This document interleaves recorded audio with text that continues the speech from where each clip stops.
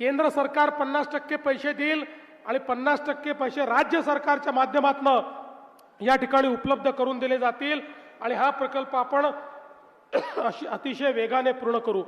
यासोबत कृषी उत्पन्न बाजार समितीलाही आता जागा कमी पडते आहे आणि म्हणून त्यालाही वाढीव जागेची मागणी आहे। निश्चितपणे कृषी उत्पन्न बाजार समितीलाही वाढीव जी जागा द्यायची आहे ती जागा आपण जी मागणी केलेली जागा आहे ती तात्काळ उपलब्ध करून देण्याचं काम हे महाराष्ट्र सरकारच्या वतीनं आपण त्या ठिकाणी करू।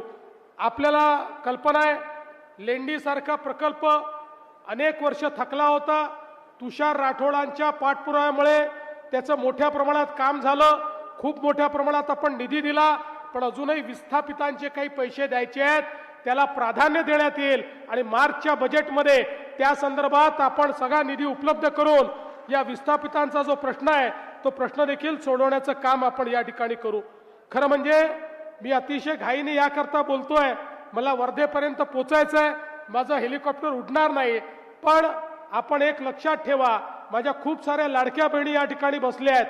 आम्हाला ज्यावेळी 232 जागा मिळाल्या त्यावेळी लोक म्हणायचे की आता यांना इतक्या जागा मिळाल्या की आता हे भाजपवाले लाडकी बहीण योजना बंद करतील।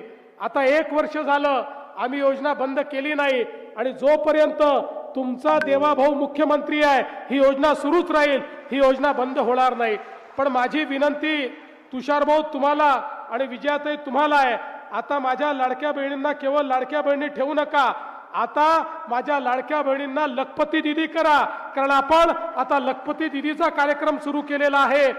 आपल्या महाराष्ट्रामध्ये मोदीजींच्या नेतृत्वात गेल्या 1.5 वर्षामध्ये 50 लाख लाडक्या बहिणी या लखपती दीदी झाल्या आहेत।